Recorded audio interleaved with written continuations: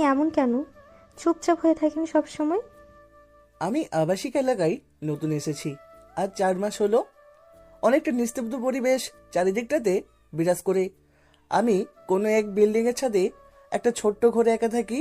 এলাকার ছেলে মেয়েদের খেলার জন্য একটা মাঠ আছে।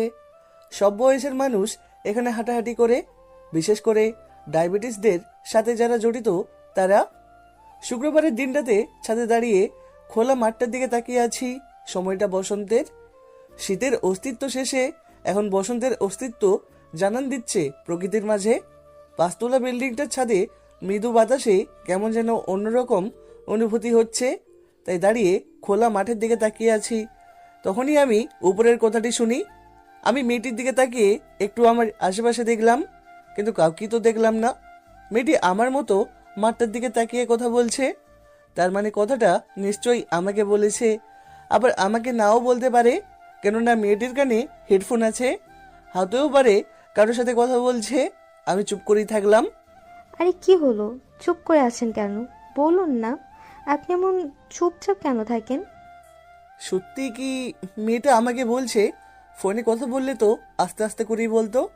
কেননা আমার জানা মতে মেয়েরা ফোনে কথা বলার সময় আস্তে করেই কথা বলে।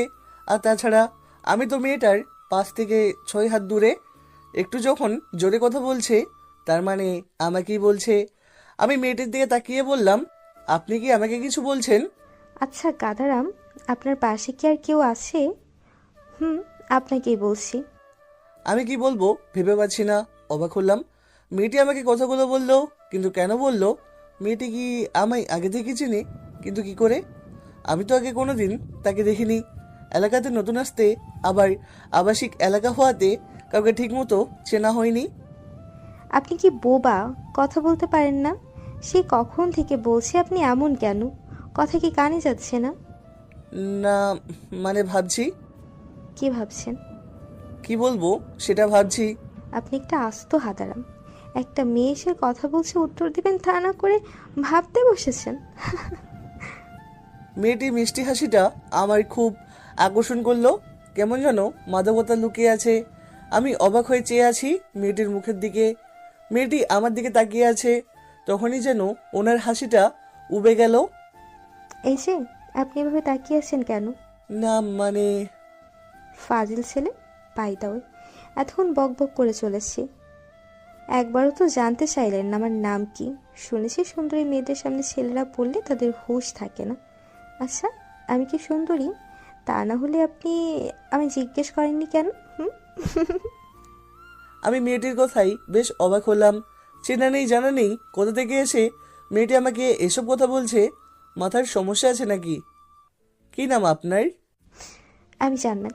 আর শুনুন, আমি কিন্তু সুন্দরী না। হুঁশ হারানোর প্রয়োজন নেই।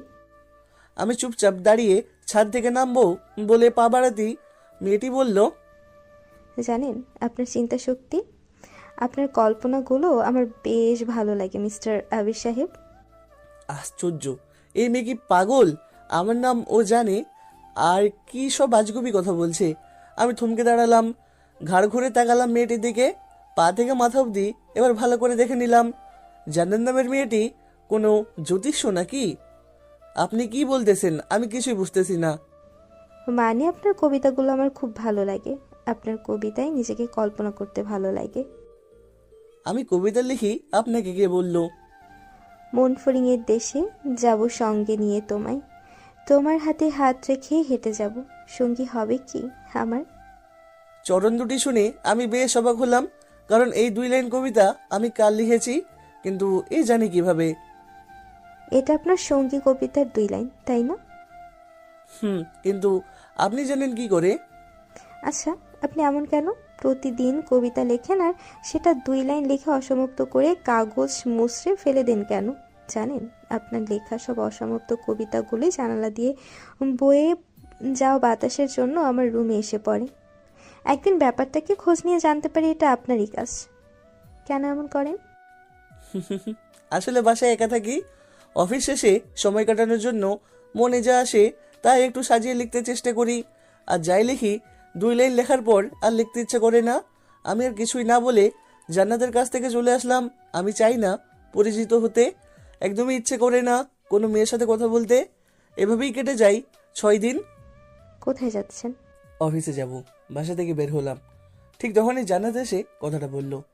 একটা মানুষ একদিনের কথাবার্তায় এতটা মিশুক হয় আমি ভাবতেও পারছি না। মনে হচ্ছে ওর সাথে আমার খুব ঘনিষ্ঠ সম্পর্ক। মুখে একটা উচ্ছ্বাসের আভা নিয়ে তুমি করেই বলল। আমি এসব কিছু চাই না, যার কারণে আমি আজ অন্য জায়গায় নতুন এলাকাতে চলে এসেছি। আমি জান্নাতের দিকে তাকিয়ে বললাম, এই তো অফিসে যাচ্ছি। হুম, সাবধানে যাবে। হুম। এই শোনো, তুমি দুপুরে লাঞ্চ কোথায় করো? হোটেলে। কেন?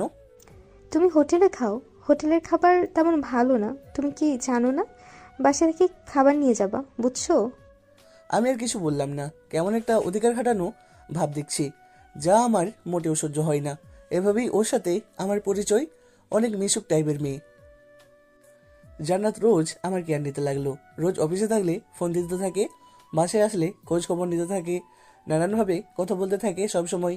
এভাবেই কেটে যায় 2 মাস।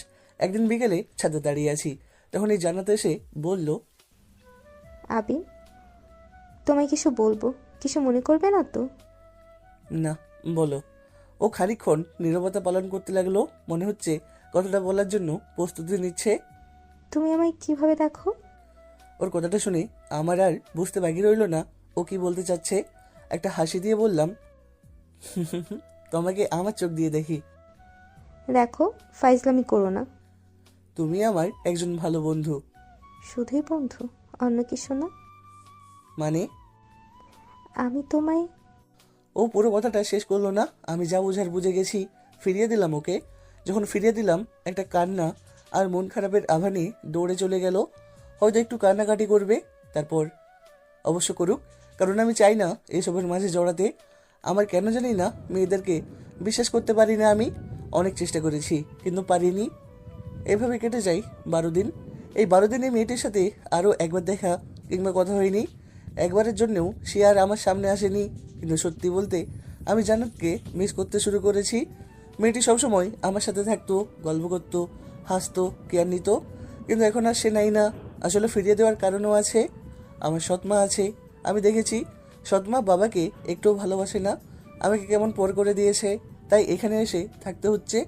সৎমাকে দেখে মেয়েদের প্রতি কেমন যেন অসহ্যকর ভাব চলে আসে। ওকে ফিরিয়ে দিলাম। আমার নিজেরও খারাপ লাগতে শুরু করলো। আসলে ভালোবাসা এমন একটা জিনিস, কাছাকাছি মানুষগুলো যেন একে অপরের খোঁজ খবর নেই, ছায়ার মতো আশেপাশে লেগে থাকে, তখন ভালোবাসা এমনিই তৈরি হয়। আমার খারাপ লাগছে কেন? আচ্ছা, আমি ওকে ভালোবাসি, এটা তোমার জন্য।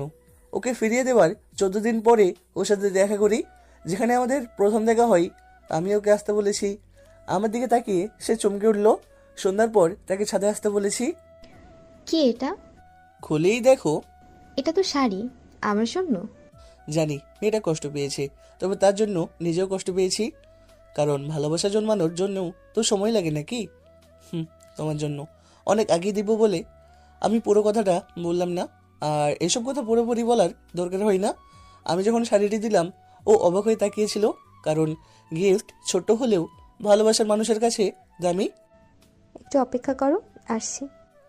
আমি অপেক্ষা করতে লাগলাম আর খোলা আকাশের নিচে দাঁড়িয়ে দুহাত ছাড়িয়ে গাইতে থাকলাম, এই মনটাকে লিখে দিলাম তোরই নামেতে, তুই কি আসবি বল না রে প্রেমের টানে, ভালোবাসার মাতাল হাওয়া বইছে যে আমার প্রাণে, তোর ছোঁয়াতে যেন যাই সব কিছু আমি ভুলে, তুই যে জানের জিগার ওই খোদাই জানে, তুই যে জানের জিগার ওই খোদাই জানে। কিছুক্ষণ পর জান্নাত হাতে করে একটা প্যাকেট নিয়ে আসে। এটা তোমার জন্য। কি এটা? লাল পাঞ্জাবি, তোমার জন্য কিনেছি। তোমার বাসায় শাড়িটা অনেক আগেই রেখেছি। শাড়িটার প্যাকেটের উপর আমার নাম দেখে বুঝতে পারলাম আমার জন্য কিনেছো, তাই শাড়িটার সাথে ম্যাচিং করে পাঞ্জাবিটা কিনেছি, তোমাকে দেওয়া হয়নি। আচ্ছা, আমরা কি লাল রাজরানী সাজবো?